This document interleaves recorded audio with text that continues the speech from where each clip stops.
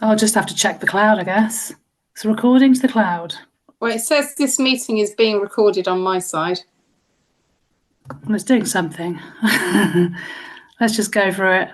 Yep, sure. Lynsey Cleaver, welcome to episode 7 of Head First, the podcast by Pilots Are Blue.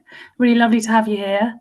Thank you so much for agreeing to do this. Very excited. That's very exciting. Yeah, it's really good. Been following your work for some time now. So what are you working on at the moment?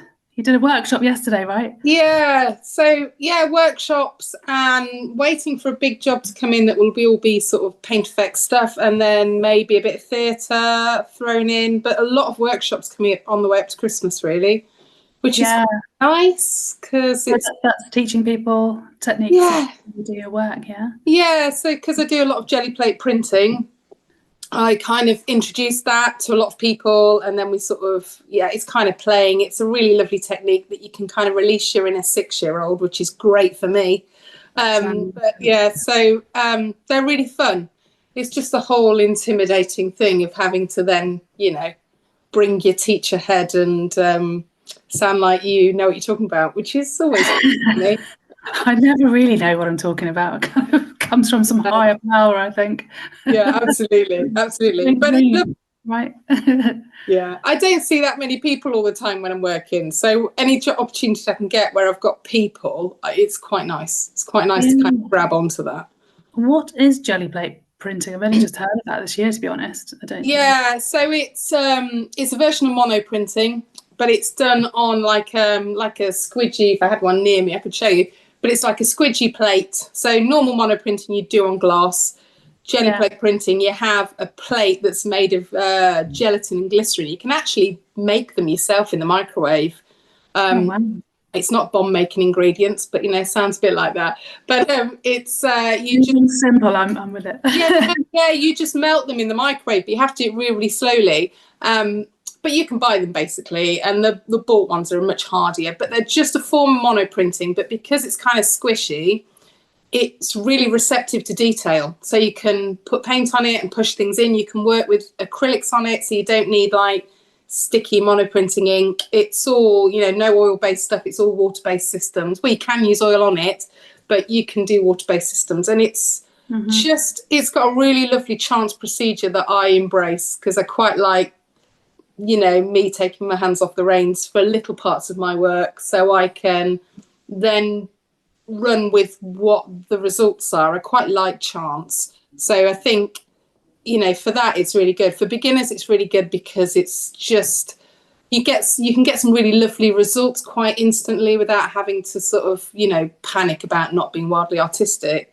And I think it's kind of like a bit of a gateway into art making, picture making. It's lovely. Yeah, sounds amazing. Do you have a kind of a thing, a sort of object to follow, or can you do any kind of printing around? You can print, because you can push things into it. It's really good for botanical stuff, and I do a lot of botanical stuff in my work that you've obviously seen. But you can print all sorts of things off it. A lot of times I paint onto it, so I kind of use it as a tool. So I hand paint onto it. So there's pieces that I've done where I get a really interesting texture the way I'm applying paint because I'm hand painting onto that. And then you build up layers and you're constantly painting onto the gel plate, which is kind of a little bit by the seat of your pants. And you're letting each layer dry. And then you put a final coat over the top, and then you can pull all the layers of paint off. And sometimes it works beautifully and sometimes it rips and you've done days of work. It's completely I always say to my classes, it's kind of filled with mild peril if you can cope with a bit of mild peril. Just be prepared for failure and not be disappointed by it either. Chance, isn't it? It's just taking a chance on but it's a great tool. It's a great tool. It sounds really therapeutic. Yeah, it is. It is. I quite like it. I don't like art being too snooty. I like art being for everybody. Everybody kind of gets something out of it. Totally agree. Yeah. So where did you start your journey and kind of how did you get into art in the first place? Well, I suppose I had it. Well, I was talking to somebody else about this yesterday, actually. When we were talking I tend to have like a lot of teachers come on my workshops, which is really intimidating. But I was speaking to them and saying when I was at primary school, we had a dedicated art teacher and a dedicated art room. And she was called Mrs. Keel, and she's still around today. And She was incredible. She used to do batik, and she used to do clay, and just everything you could use, all the tools in the art room, and it was brilliant. And I just don't think kids in primary schools get that opportunity. A, they don't get a dedicated art room, and B, they don't get a dedicated art teacher. They've got teachers that hit and miss each year as to whether that teacher is creative, and lots are, but some aren't. So I started out I kind of blame her for everything, really. And then went on to high school, where I had really good art teachers there as well, but didn't take GCSE art because my mum decided that office studies would be really good for me. So, which is just a joke and a half. It's hilarious. I never learned a real job. But those, so she, so I didn't take GCSE art, but then got to the end of it and thought, oh my God, I should have taken art. So threw a portfolio together and then got into art school, and then ended up going to university, and then did fine art at university, and then did a master's in art history. Taught art history and architecture for a bit, and then just kind of, fell out of my master's into working for somebody who does murals, and then it kind of never stopped. I thought, I kind of like this. This is good. Yeah, kind of I mean, show-stopping murals, I have to say. They're incredible. Oh, well, it's good fun. Yeah. Just pictures on big walls, isn't it? It's nothing more. I mean, that's hardcore patience. Yeah. So, and how do you sort of then, transition from that sort of, did you find it really easy to kind of do those, the art history side, and then kind of think, right, I'm going to tackle something as major as a wall, or is that easy to get into then as a mural artist? So I went into, I would say I'm a practitioner. I'd say I'm a very practical person, and the art history for me was very academic side to take on board. And I went to Warwick Uni. So Warwick Uni was a very academic place. There wasn't hardly any practice. There weren't art studios or anything at Warwick. Like I did my BA at Coventry, and Cov was amazing. Cov's got it had great facilities at the time, and they were really free. They were just like, try a bit of everything. Whereas some universities were quite pigeonholey. They say, you rock up and they say, so you're a painter or a printmaker? And I didn't know when I got there. I wanted to do it all. And Cov was brilliant for that. It lacks its glamorousness, Coventry, but it was the art school was amazing. Yeah, no few people went there. Yeah, it's great. And then Warwick was really academic, and I struggled because I don't think they knew what to do with me.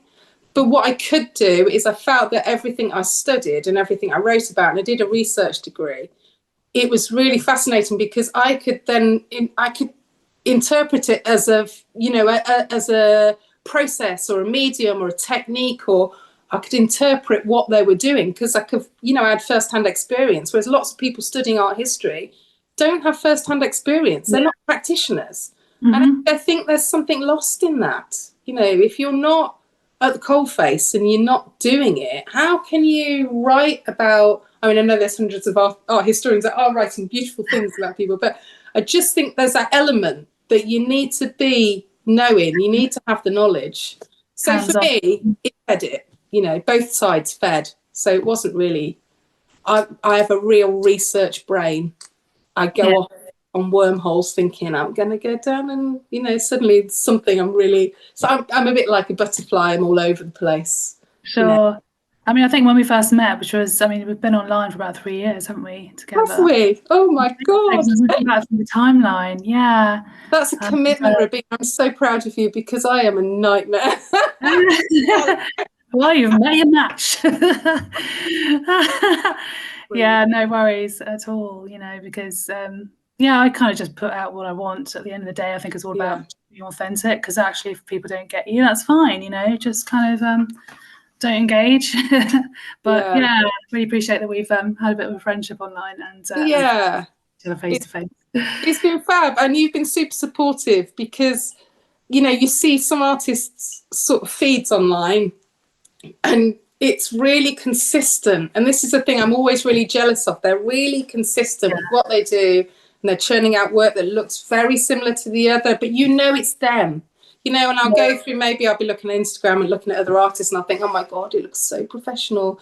But also there's a lot of copycat energy, isn't there? It's sort of like really kind of, you suddenly see this kind of explosion of the same type of thing. So it becomes a bit muddy, and it's kind of like, which is why I really appreciated your stuff, because it's kind of stayed true to its core, and you're not doing anything kind of elaborate, it's kind of, but I mean, people need to jump through hoops to sort of get their stuff on, even with me, maybe music as well, but with my art, which is obviously I'm just a bit of a musician who does art as well, college, etc. But I never thought, that wasn't really a major goal for me. But doing a bit of social media for me is creativity, isn't it? So it's not really a sort of massive, I know it's not going to be the massive place where I'm going to sell my art maybe, but No. I've only touched the surface of it. I don't really understand how it works sometimes, because the algorithms are just all over the place, aren't they? And the algorithms really like you.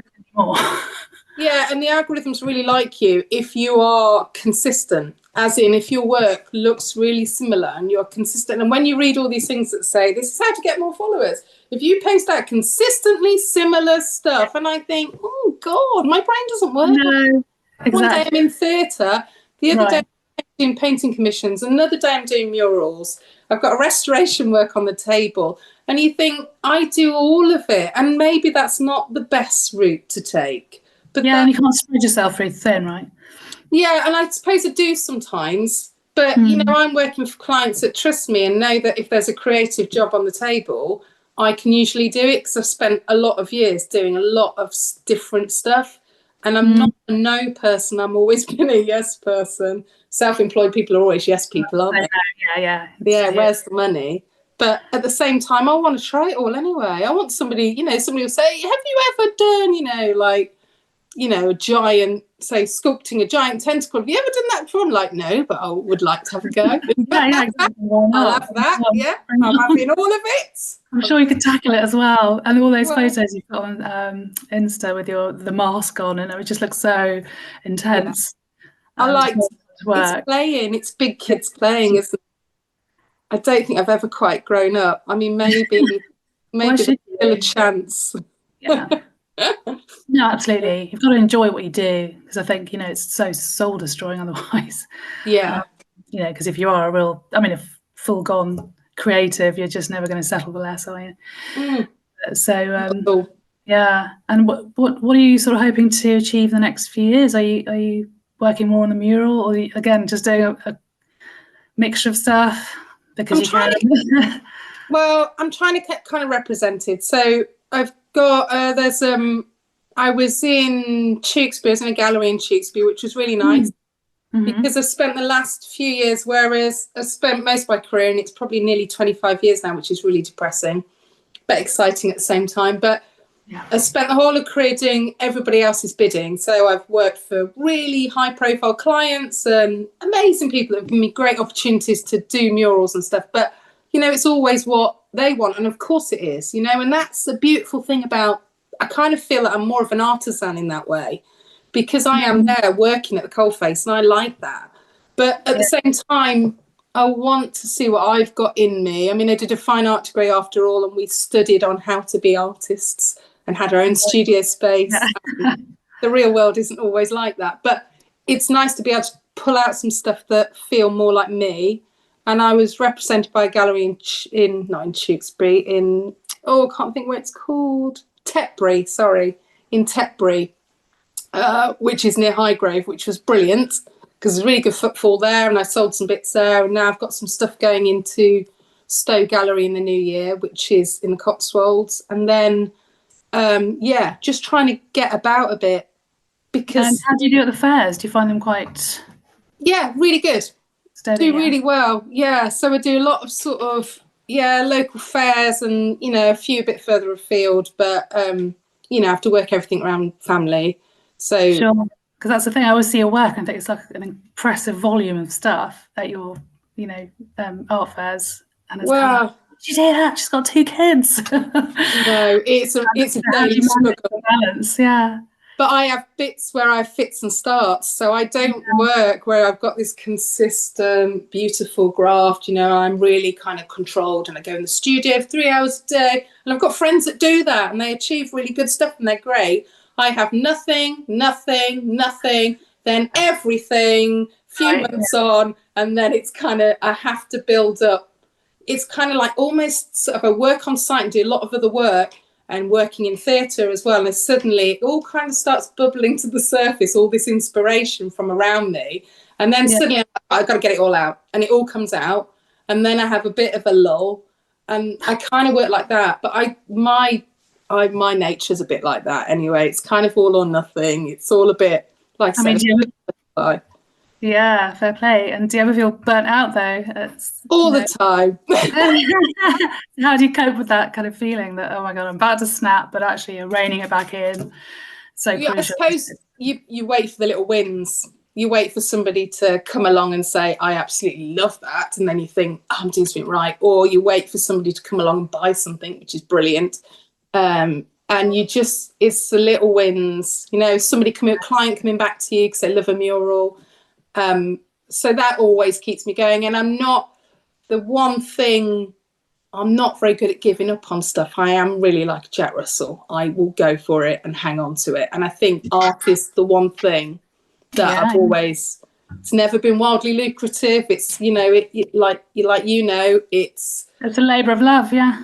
Feast or famine, labour of love, you know, and I think, but it is the one thing that doesn't go away. I can't get it to go away. I can't ever have a real job. It is a real job, God damn it. It's a real job. You're right. Absolutely. We've been told for so long though, haven't we? We've been told for so long. You know, I was just thinking we've got one life, and if you can't do that, you know, if you can't do what you love doing, then why are we here? Yeah. I think it's just wasting your time. You're really going to waste your time doing something you hate. Yeah. Well, absolutely. I think you've got to, and I do. I have like a little excited clap if somebody says, "See, you know, I've got this job," and I'm like, "Yes," and I think, "Yes, I really want it." Yeah. So I just don't think any other job would bring that out in me. Well, it's just a sense of achievement as well, isn't it? So it's like, did it, finalise that project. Yeah. Bring on the next. And then so it's really hard. Sorry. So some things are really hard. Some jobs drag and some jobs are painful. But to get past that finishing line is the main thing, really. Yeah. But again, it keeps you going, doesn't it? To just look ahead a little bit and think, right, that's going to be looking gorgeous, or, you know, that's going to sound amazing. Yeah, kind of the visions there. Kind of visionaries in a way, aren't we? Yeah. I think you have to be a little bit going.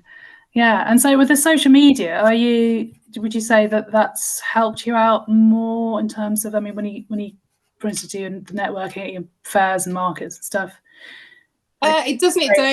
It doesn't. I mean, I find Instagram for me is a great portfolio. I love the way Instagram works.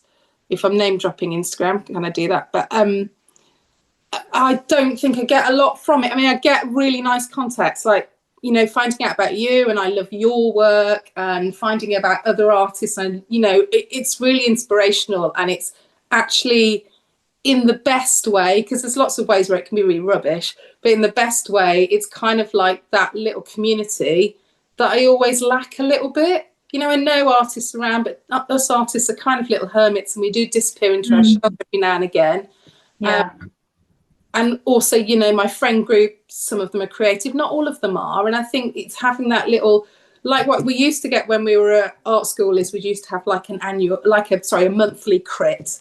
And we'd have a critique and we'd all sit and talk about our work. And I kind of feel that is a bit more, somebody will put on my post, oh, I really like that because that's a lot like so-and-so. And I think, yeah, that's kind of where I was going. And just like that kind of feedback. And I think Instagram's really good. Definitely. Facebook, I find brilliant for sales and for people knowing me, because I find it's more local. It's better as it creates a more local environment. But they both work in their own way.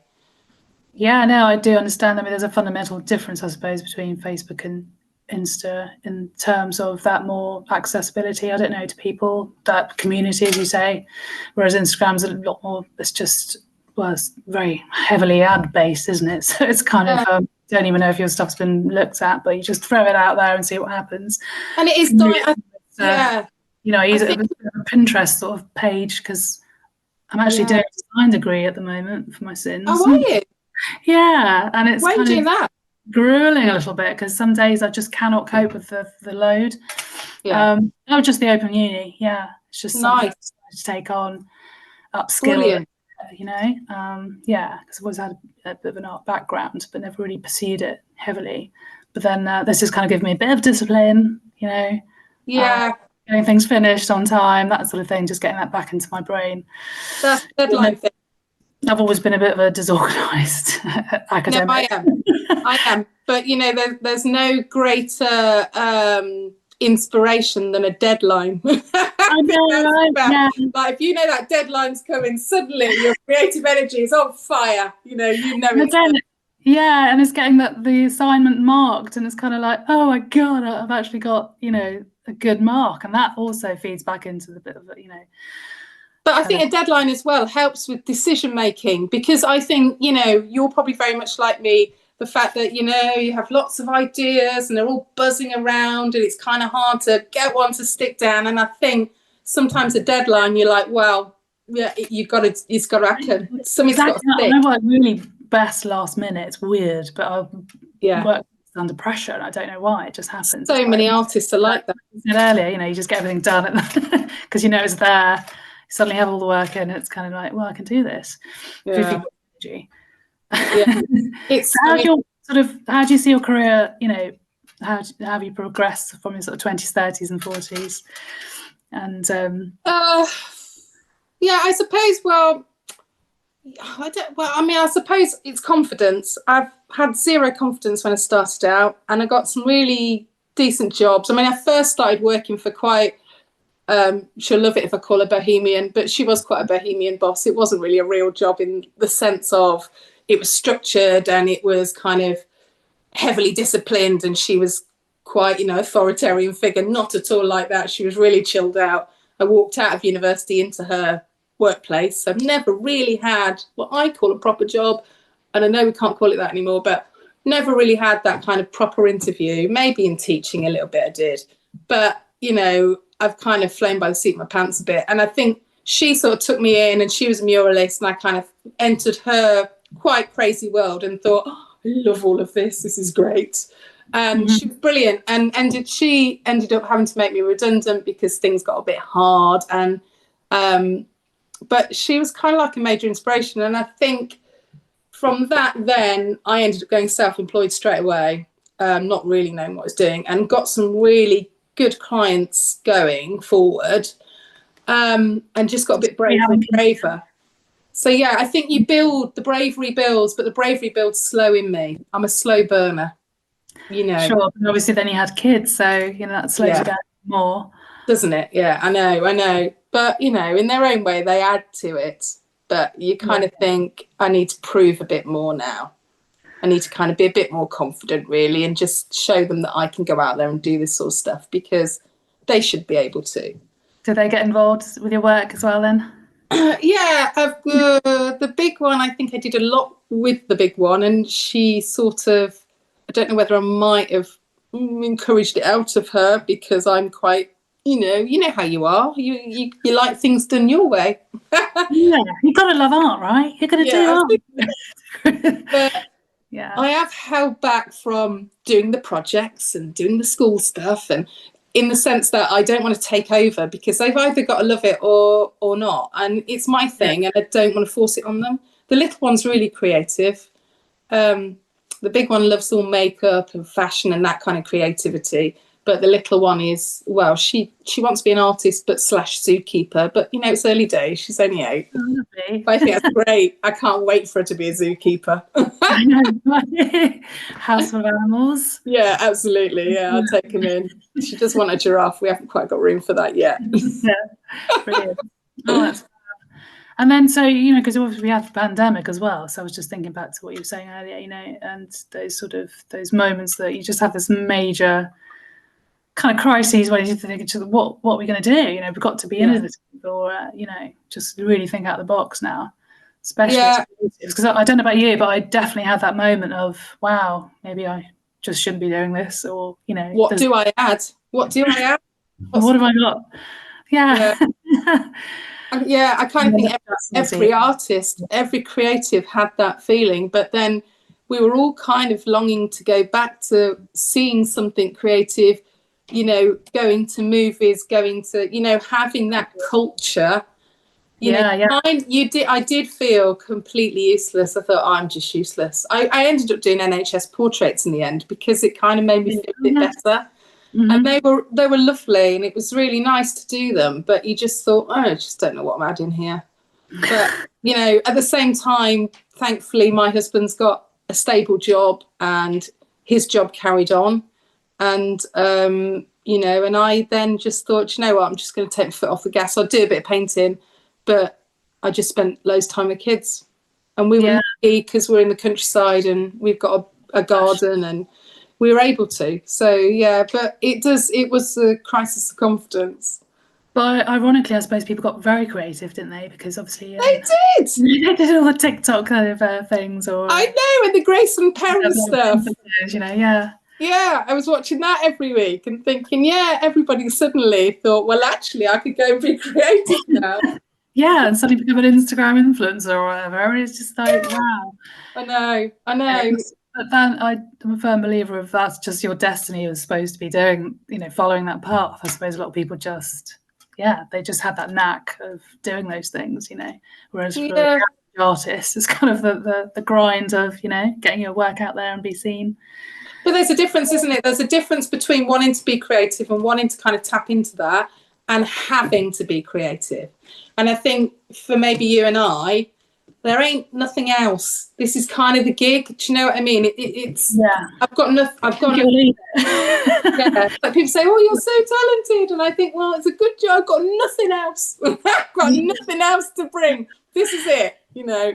So, well, I mean, mothering is a massive full-time job. I'm really bad one of those. So. But it's you're having to do it, you know.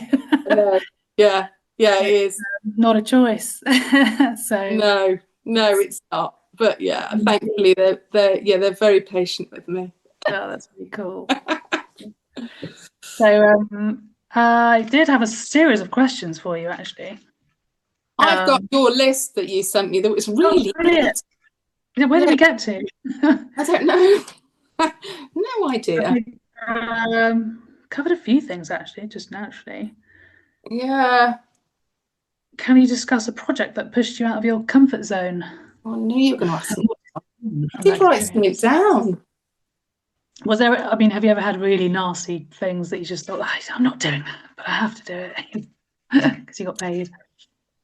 So, I mean, sometimes there's challenges in theatre because I'm now, for the last sort of 5 years, I think it is, I've been working as a scenic. I didn't train as a scenic. The irony was, when I was at first art school, so I had a choice to go and do whatever I wanted to do as a degree, and it was always a cross between theatre design and fine art. And I kind of thought about it, and I thought, I didn't know how comfortable I felt in theatre, but I loved the idea of it. I used to always do volunteers, scenery painting when I was a kid. All up until I was about 17, I was always doing like Amdram's theatre and painting the sets and stuff. So I used to love that. And then suddenly ended up, there's a guy in the village who used to be on children's TV when we were kids. And he asked me to do some sets for him, and I designed some sets and painted them and worked alongside with him and learnt a lot from him, actually. He was brilliant. And he's a really good mate. And he sort of guided me through, and I kept saying to him, I'm a fraud, I can't, this isn't I don't do this. And he's like, no, it's fine. Always imposter syndrome. He's like, fine, just keep doing it, you'll be fine. And came up with some really, really good, really exciting, to work with him. And then met a friend of his who also needed stuff doing, so worked for her. And then through that did a bit of lockdown theatre paint sets, because the Belgrade and Coventry ended up doing a lockdown panto, which my friend was in. So I did a bit of set painting for him, and then ended up getting a call from another company that I work for quite regularly now, who are on the other side of Stratford, not the RSC, but we do stuff for the RSC and all over the country, all over the world, actually. And it's been amazing. We've sent stuff out that I've worked on to Sydney Opera House, and, and that, that's kind of things that on that job, they come in and they say, right, And they're all, you know, to them it's every day, and they say, right, Lyns, we need you to work on this, and it's got to be. And I think, oh shit, not sure I can do that, but you get know, the next massive commission. poker face, just go for it. So I think, well, you know, you do or you don't. You know, the work's there, and it's great because the stuff you learn is brilliant. How do you kind of quantify how many hours you spend on a piece then? I mean, how do you know, right, that's going to, you know, like a massive wall of 10 foot by 50 foot's going to be, you know? Yeah, it takes a long time.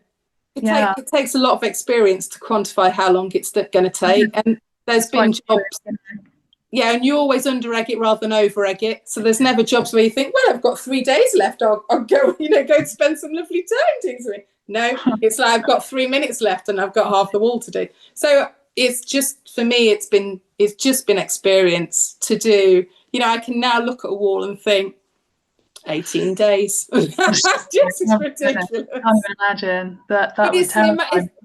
It's detail as well, though, isn't it? You kind of know from a previous mural how big it was, how much detail it was. Yeah. Yeah, how much you under-egged that one.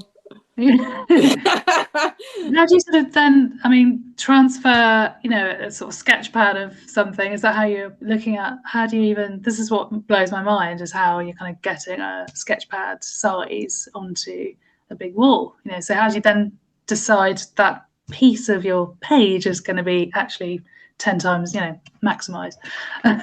I can see it. I have a weird, which makes me sound like some weird psychic. It's not at all, but I just can see it.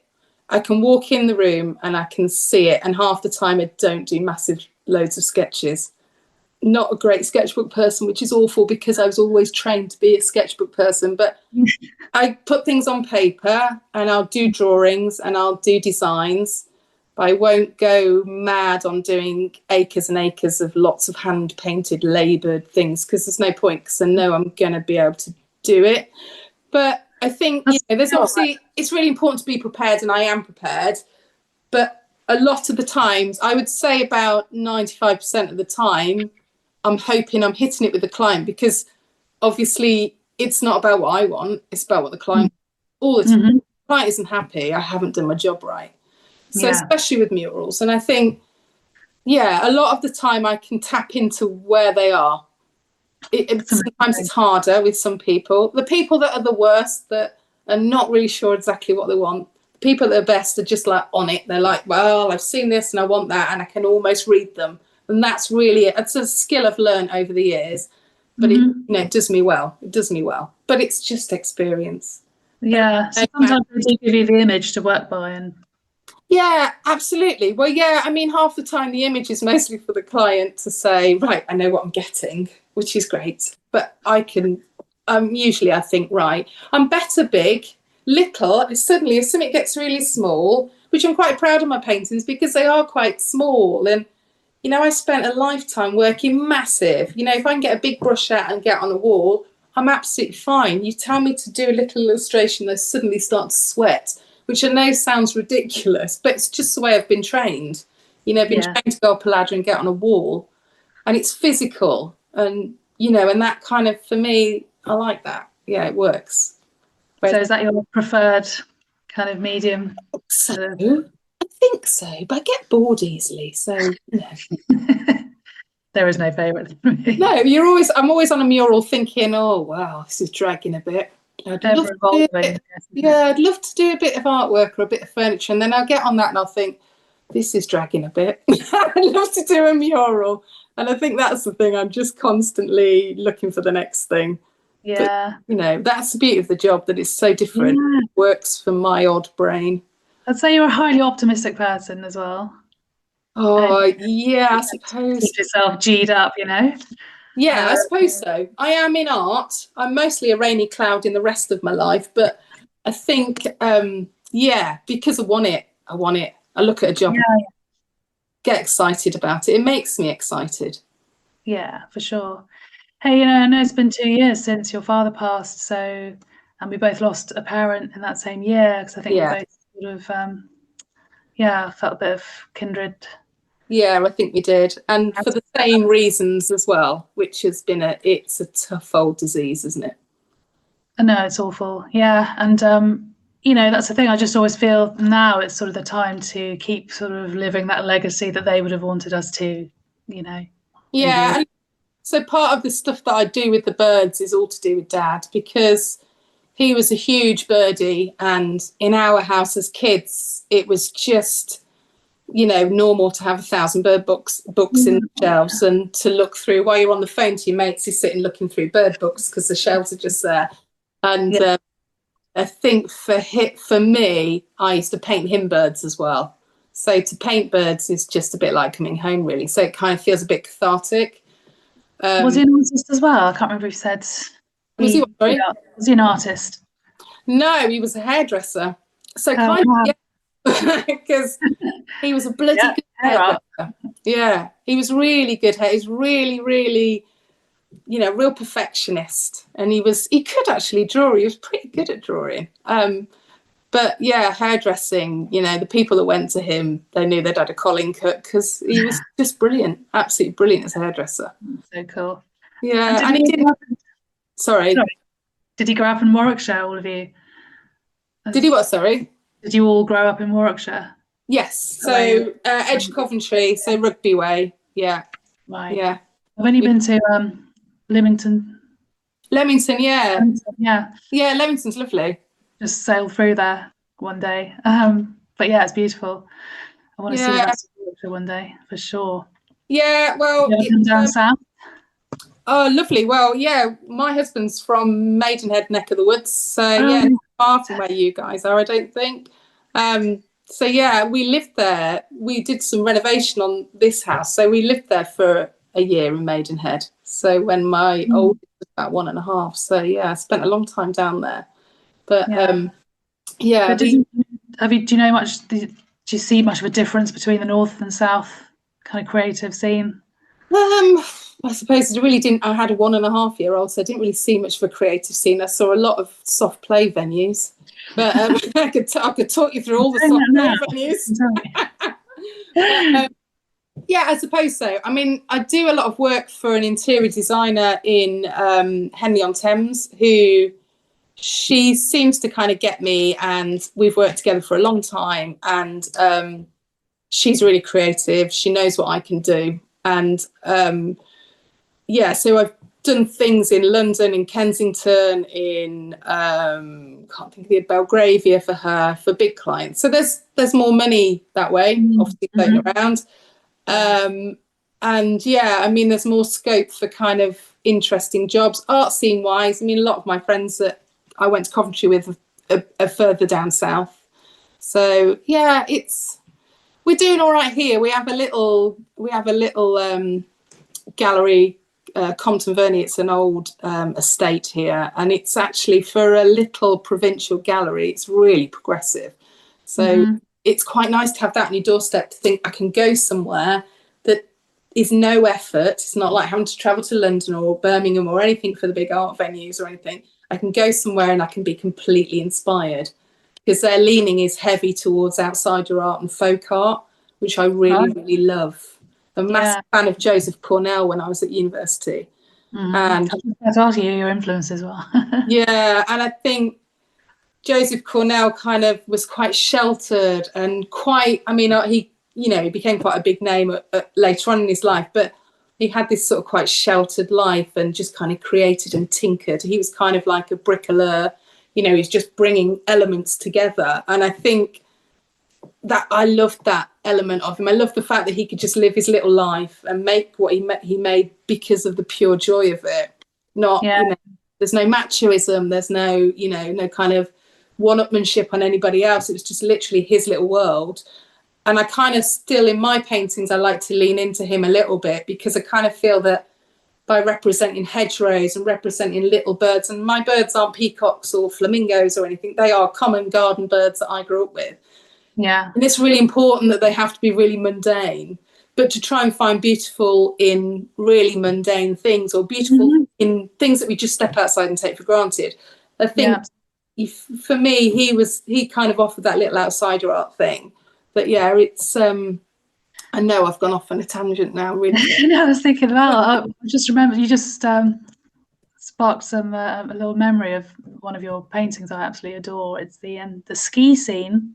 It's I think it was in your family's house. It was just this incredible, just the scene of all the pines and the snow. Oh yeah. And that was for a client over Birmingham way, like Solihull way, I think they were. Yeah, God, that was quite a big. Yeah, have you done many crashes or anything like that then? Because I can imagine all the loads of nurseries always up there. So we have a funny story. When I was working for my old boss, Jenny, we had a funny story where I was teaching at the same time, and I was teaching architecture, and we were learning about, we were learning about the golden section, which is kind of the perfect ratio for that the architects used in ancient Greece and the Renaissance used. And me and Jenny would have these discussions, and I was working for Jenny in the day doing a nursery, and we're having these discussions about really interesting Renaissance concepts in our history while we're painting giant fluffy yellow ducks on the wall. It was really funny. So I quite like that sort of diversity of, things going on. So we've done lots. That's incredible. Yeah, it's just really interesting.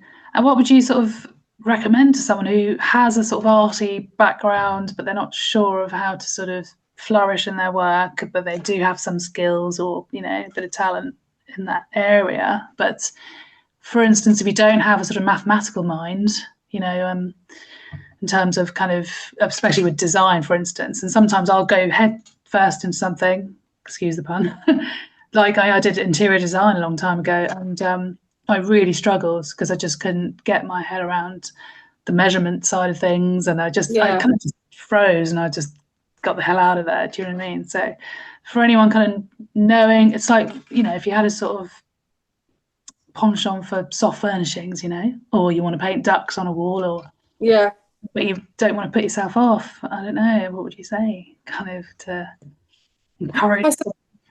I think you have to find your own way into things, and I think I've taken a long time, like I said about building confidence, I've taken a long time trusting in what I'm capable of, and I think you've just got to trust your instincts on things. I suppose that's all I can sort of say, really, that you've got to trust yourself.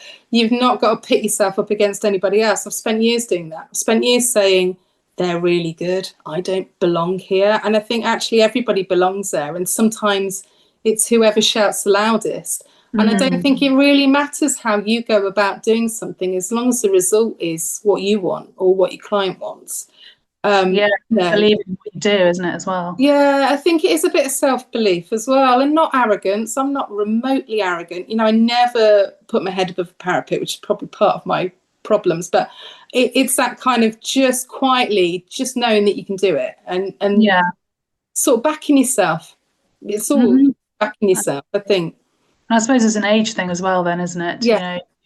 You do get a bit confident, or rather, well, as you said earlier, you don't care what people think anymore, so you're going to do it, and I think within reason, but and I think I don't mind that. There's people out there that people say, well, they're quite arrogant, and and I think, do you know what, they've got balls. I don't care if they turn around in 10 years time and you think, oh, that's a bit embarrassing, that was a bit over the top about that. I think, well, do you know what, put themselves forward, and I never did that enough in the early days, and I think actually I quite like it, quite enjoy seeing stuff like that, where people are really, probably not too for themselves, but they're really they're really pushing. Yeah, exactly. It becomes a bit of a challenge then, doesn't it? Yeah, I think it's brilliant. Dealing with just a bunch of vanilla. I mean, you're just actually dealing with a whole, array of people's personalities. Because that's really interesting thing, isn't it? It's like, people just run straight. There are arrogant people. Yeah. People just run head first into stuff, and I am not built like that. And I think, actually, do you know what? I wish I was sometimes. I wish I did sort of just say, yep, I'm having it, I'm going, and it's taken a long time to be better. Have you come into touch with that arrogance then with clients, in terms of, especially in the creative industry? Would you say there's a lot of or how have you dealt with that side of things then? Yeah, I have, and they don't have follow-up visits. There's the beauty of self-employed, isn't it? I've learned very early on, getting screwed over, people not paying, people being quite mean, and I'm quite easygoing. I never swan in and say I'm the artist. What I say goes. But at the same time, you get people that can be a bit like that. But I just I don't go back. I'm good at clearing off and saying, well, I'm not, I'm better at saying this isn't the job for me. I am not the person you need. Even though I say yes to everything, I'm saying mostly yes to the job. But sometimes when I see the person, I think, actually, this is going to cause me more trouble than it's worth. So sometimes you're not the right fit for somebody. Well, and I think it's fair to say that. So I have had mixture of instincts, isn't it then? And also working for other people as a third party, I've learned from that. I've got some brilliant clients now that, I work for their clients through them, like my interior designer people and stuff like that. And that's really, really good because I know that they're going to back me. But there are other people that I've done in the past, and it's been a learning curve where, they haven't backed me and they've, kind of thrown me into the bus on things. And it's kind of all about them as opposed to a collaborative effort. And I don't always, I really value a collaborative effort. I love that because I don't get enough of it. I like working with people. Love working with other artists. When I go to the Scenic, half of it is working with a team, a big team, and we usually have, got a lot of carpenters and metal workers, and then we've got a team of Scenics. They're actually mostly girls, which, I don't know whether that's a good balance or not, but, I love them all. They're brilliant. I go to a big team of women, and they're usually kind of about my age, going down to kind of mid-20s, and it's such a great experience because we all just bounce off each other. And we can read each other, and you can second think what they're thinking, how they're going to approach it. And it's really good. I did have that thought earlier, actually, because I thought if you ever go into a job and you're just completely daunted by this prospect of a massive undertaking and there's no one else to sort of give you a hand, how do you then sort of get into sort of, equilibrium, thinking, I can manage, I'm okay, I've got this. Do you know what I mean? Give yourself a talking to, right? Did you? Well, you have to, you have to get hold of yourself. And also some days you can't bring it. And some days I'll be there and I'll think, I've got nothing. I can't. The mojo's not there, which sounds really arrogant, I know. But sometimes I'm not feeling it. And then other days, I remember working on a job, listening to some music while I was working on the job. And it was a big seascape that I was doing. And it kind of felt I'd become possessed because the way I was painting, it was just, there was a repetitive, so I was painting waves and there was a repetitive process about it. And it was the weirdest experience I've had for a long time, that I literally felt like I was possessed and my arm wasn't my own and it was just doing. And it was beautiful because it was the first, one of the first times that I've been in that much flow. I mean, music does that a lot for me when I'm working. So to get the right music, it's that kind of flow that really, really helps. But it's like channeling something, isn't it? Again, channeling a higher power or something. It did feel like that. Not wanting to sound like a witch, but But also equally, I mean, that happens when you say get really tired or you're just overworked, you're burning yourself out, and suddenly it's just like, well, you're running on empty. So you're getting some kind of reserve energy, and I don't know where that comes from. It kind of just does. It's there though, isn't it? I think if you're self-employed, it's always there because you have to. It's just you. Pressure to perform, PTP. I'm never, and that part of it is, I don't have massive confidence all the time, but part of it is also I do want to win. I don't think I'm competitive, but getting the job right and getting that, this is amazing. I need that. That's my win. So I will not leave that job until I get that win, within reason. And that, and I think that is the thing that I need it to be perfect as much as they need it to be perfect. Because, absolutely. I will then, if it's not how I want it to be, I'll go home and relive that every night for about 6 months. And I can't sleep like that. So it has to be perfect. Yeah, for sure. And also, I suppose if you're going into something with the notion that actually, if anything could change, and you just have to be adaptable to change then, don't you? It's kind of having that mindset that, I suppose I can only imagine what it's like because, these are major jobs you're getting. So, where do you see it in terms of collaborations now then? Are you hoping to, again, is Facebook your best port of call then for finding people that want to work alongside you? Well, yes and no. I mean, there's a kind of a small team of people that I'll meet on the way on jobs. Maybe it's scenic, or maybe when I previously worked for somebody else. And I think they're people that I tend to lean on, or like I kind of, sometimes if I know that people are a bit like, kind of got that sort of same energy, it's quite nice that I can, but it's not, I don't really kind of just pick people off Facebook or anything like that. If I need to work with somebody, it tends to be people that I know, they've got the same. There's more word of mouth and a lot more, what do you say? Yeah, definitely. Yeah, definitely. Yeah. I wish I was not word of mouth. I wish I was so much better and I had great advertising and huge advertising budget, and and I'm sure I'd be working everywhere if I was really good at the whole marketing thing. But yeah, it is kind of, I call out into the trees and I hope something comes back. No, again, fair play, because if you're working with limited, as a musician as well, I can tell you that it's just working with a limited budget, and it just takes it's taken us like 20 years just to get to where we're just starting to get some more gigs and things like that. So it's just a painful kind of snail pace, kind of, chalks but down. You're ready for it after 20 years. You're ready though, aren't you? I have no idea. I just, a bit like you just kind of suck it and see, don't you?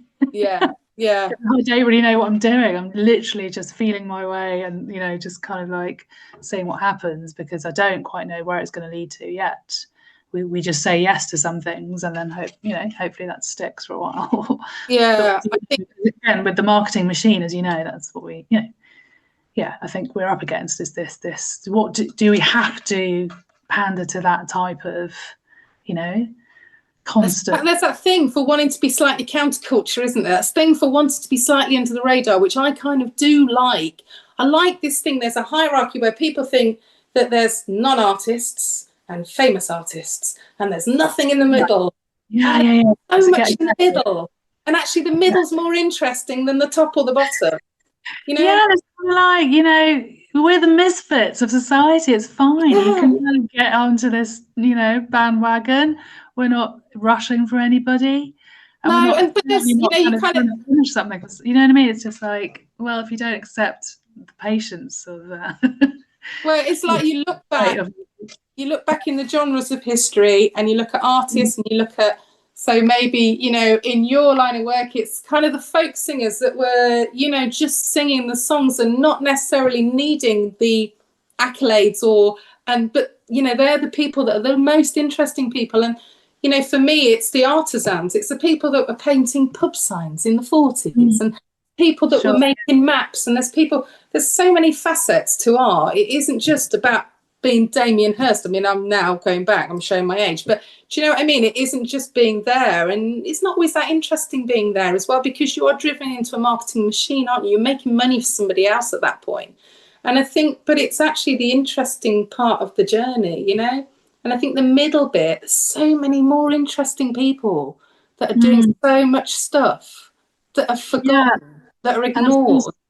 Yes, definitely. And also every time I'm on my phone, I actually have this sensation that there must be a ton of people out there who just don't have phones, and they don't have to do this, and they're not constantly scrolling to sort of the next, thing. And I don't know. For me, it's just I do it really quickly. I get the hell out of there. I'll do whatever. I'll have a flurry and I'll go, and I'll then literally have to just decompress and sort of get my energy back.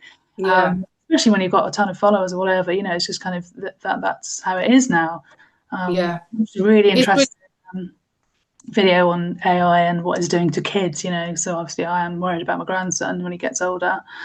Stuff like, I feel, I don't know if there's this kind of space for people who just can't, they have to use social media to get somewhere.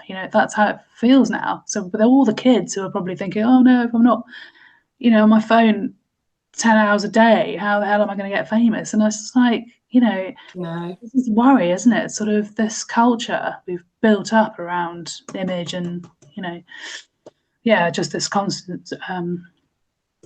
It's scary. It's addictive, isn't it? And the algorithm thing dictating to you, like this whole thing about every time I watch something where it says how to get more, more recognition. And I think you need to be the same. You need to be this, and you need. And I think, oh God, I'm not. And then I think, hang on, no, I'm not. That's not me, is it? You just got to do your thing. Yeah, I want to post something random and then something out. I want to be, it's like a sketchbook. I want to be all over the show because they're all my influences.